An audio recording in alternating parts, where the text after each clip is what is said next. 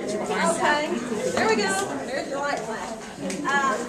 Our PA is not working tonight, so I'll just have to talk louder. And to begin with, we're going to pass this around. This is our normal pass around sheet. If you want something put in the newsletter, just list it on here, whatever accomplishments you may have sold a painting, or any announcements that you want in the newsletter, we'll pass this around. So. There's 3 separate pages. Last time it was all in one sheet and it was getting really small print. This time it's a little bit larger so everybody can write largely. Okay. Just a couple of quick announcements. In August, we're going to be doing a transfer of power, if you will. That's when our new officers will be officially taking positions. So instead of the normal snack thing, we're going to invite everyone who wants to potluck the snack, to bring a snack of your choice to the August meeting, and we'll send out an email about that closer to the time. Tonight we have some special guests tonight, and let's just go ahead and do that. We are business partners with the Thea Foundation, and as you know, they have graciously allowed us to use their facility, which is just excellent, to exhibit our June show and then our last year December show. So, and they've agreed to allow us to use the Thea Foundation for the December show this year too. So, anyway, tonight we would like to present a scholarship check to the Thea Foundation, and Paul Leopoulos, who is the head of the Thea Foundation, is here, as well as Sarah Magdalene, who works for him. She's here too. So if you will come, we would like to present this to you. Tom Crowder, would you take a photo for us, please?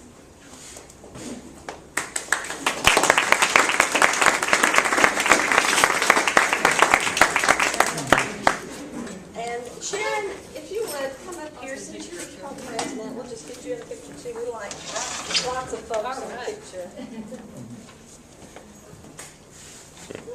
I always love this ceremony.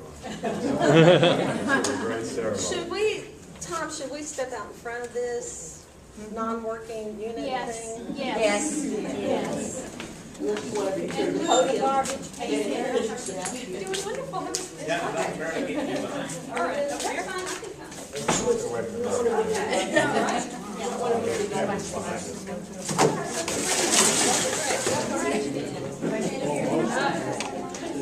I'm sorry. Ready? Ready? Yeah.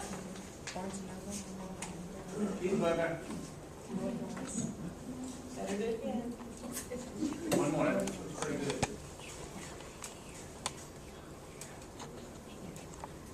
All right. Did you get it? Time to get the flag. Thank you very much. And would you like to say a word? Well, first of all, thank you so much. Our scholarship program, for those of you who may not know, we give 24 scholarships a year, 10 for young people who do the visual arts, and it's any medium, 10 for young people who sing, dance, and act, and then 4, this is the first year we've done film, so we do short film for young students. The unique thing about our program is that we don't require any test score minimums or grade points or major, because all we're trying to do is motivate young people who've worked really, really hard to be a good artist or a photographer or a dancer or whatever. We just want to reward them for their hard work, because then that will motivate them to believe in themselves a little more, and then they'll do better in school. And we learned that from our daughter Thea before we lost her, that it's just being involved in the arts that is an incredible advantage to kids. And unfortunately, our schools do not sanction the arts anymore. Some of them do. Northern North does a pretty good job, but they don't give the art teachers there much money for art supplies. So that's like having a football team with no jerseys or no practice field. So we do that. We also have Thea's Art Closet, where we buy art supplies for art teachers because of the reason that a lot of principals are ex-coaches who don't believe in art and don't support it, because they're the ones who control the money in the school. Now, I'm not picking on coaches, but I mean, just the reality. And we're going to deliver, or have drop shipped, $160,000 in art supplies to 109 schools throughout the state by the 15th of August this year.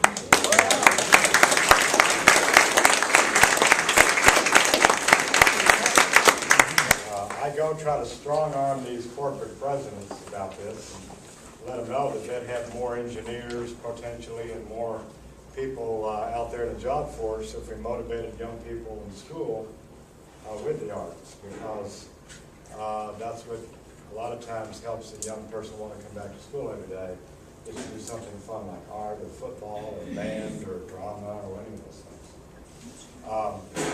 And so I go, this Chesapeake Energy is one of our donors into that program. A foundation who wants to be anonymous donated $109,000.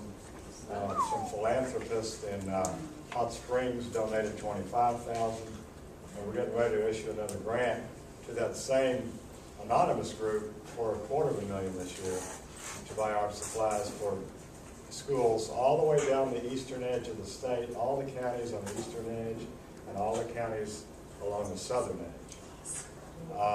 So we're very excited about that. I think we'll get that grant. We've proven ourselves this year, and I think they'll support us again next year. And then our last major program we have is Art Across Arkansas. Some of you probably, I know Diane did, and who else donated into our Art Across Arkansas program. Look at all these wonderful people who donated several years ago. There's 176 schools in the state that have this beautiful exhibit in the hallway. And kids walk by it every day.